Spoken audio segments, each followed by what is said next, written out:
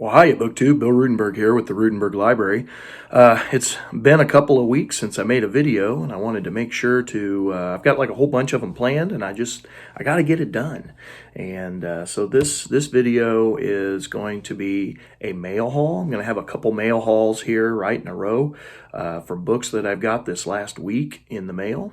And this particular one is going to be from the University of Chicago Press, and I do want to thank the good people over at the University of Chicago Press for sending these to me.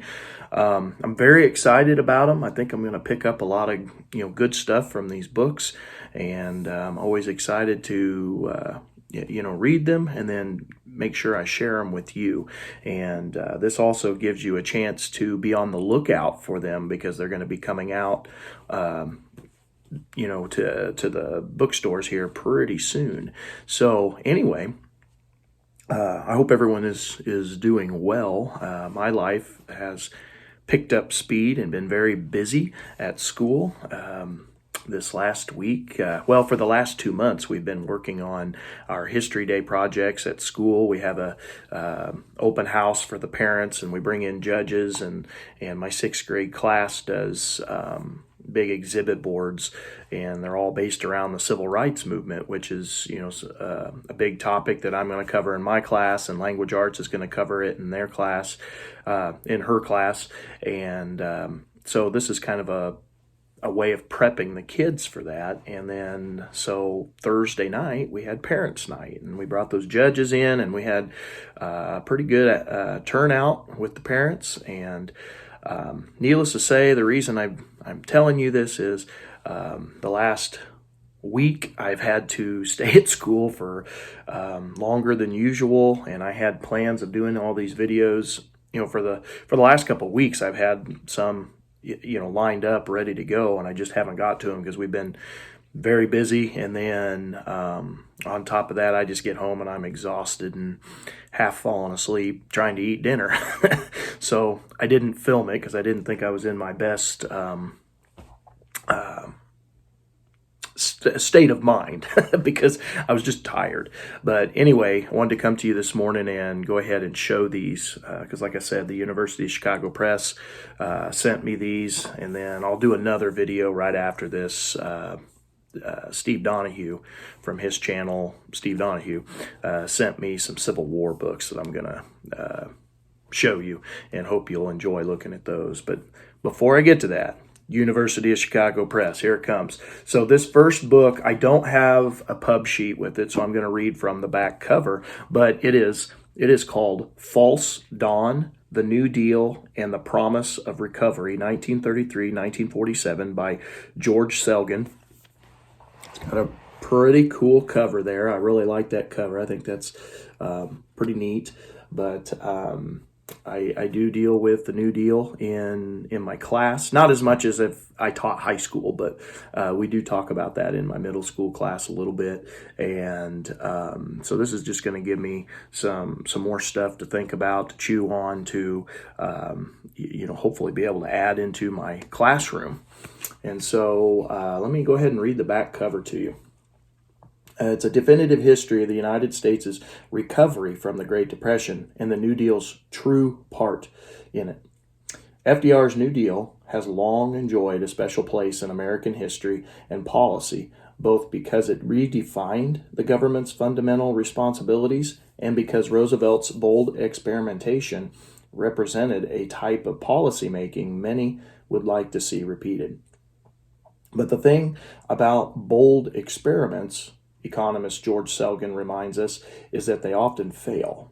In False Dawn, Selgin draws on both contemporary sources and numerous studies by economic historians to show that, although steps taken during the Roosevelt administration's first days raised hopes of a speedy recovery from the Great Depression, instead of fulfilling those hopes, subsequent New Deal policies proved so counterproductive that over 17% of American workers, more than the peak unemployment rate during the COVID-19 crisis, were still either unemployed or on work relief 6 years later. By distinguishing the New Deal's successes from its failures, In explaining how the United States finally managed to lay the specter of mass unemployment to rest, Selgin draws salient lessons for dealing with future recessions. And so our author, George Selgin, is a professor emeritus of economics at the University of Georgia and a senior fellow and director emeritus of the Cato Institute Center for Monetary and Financial Alternatives. His writings have appeared in the Economic Journal, Financial Times, and the Wall Street Journal. His most recent book is The Menace of Fiscal QE. And so when this comes out, let's see here, let's look at some of the other information. So this is going to be a $35 book. It is 384 pages. It comes out April 23rd, 2025. And again, from the University of Chicago Press. And I have officially started, I haven't gotten real far, but I did start this during SSR at school this week. You know, we do 20 minutes of reading, silent reading, you know, read whatever you want for 20 minutes every day with my classes. And it rotates every hour. Anyway, I always try to have a book with me so that I am being a good example for the kids, and they all know I love to read. And so this is the one I picked up this week. Since I got it in the mail, I thought I better get going on that. But again, it comes out April 23rd, 2025, $35 book, 384 pages, from the University of Chicago Press. And I'm real excited about that. The parts that I have read, like I said, it's just the very beginning. He does make a big point of this book is about the recovery process, not necessarily what they did throughout the Great Depression. You know, it's not a detailed account of all of the programs. It's the recovery afterwards, and it's been interesting so far. I've enjoyed it so far. I need to get to reading it here at home so I can take a little bit more extensive notes. But I'll try to get back to you on that and tell you a little bit about what I think. And give that book look for that book. It's pretty good so far. So that's the first book. And the second book, and this one's been going around on BookTube already. There's been a few BookTubers who've already looked at this. I think Steve Donahue has already done a review of this, and somebody else. There was somebody else that I saw already done a review of this. And was it John David who had it on his channel? John, if I'm mistaken, I apologize, but I think he had this one. But it is, anyway, long story short, it is The Myth of a Golden Age, Inventing the Renaissance by Ada Palmer. And I saw that, and when I contacted the University of Chicago Press, I was like, yeah, I think I would probably, like to get a copy of that. And so they sent a finished copy here. It's nice hardback, got a neat cover to it, and I've got a publishing sheet for this one. So let me share the publishing sheet with you.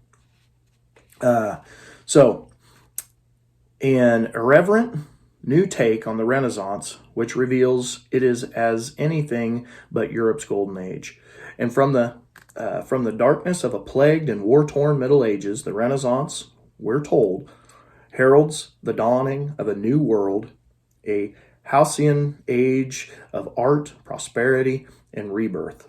Hogwash, or so says award-winning novelist and historian Ada Palmer. In Inventing the Renaissance, Palmer turns her witty and irreverent eye on the fantasies we've told ourselves about Europe's not-so-golden age. Myths she sets right with sharp clarity. Palmer's Renaissance is altogether desperate.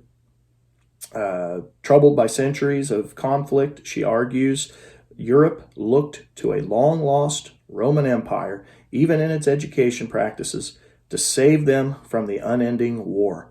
Later historians met their own political challenges with a similarly nostalgic vision, only now they looked to the Renaissance and told a partial story.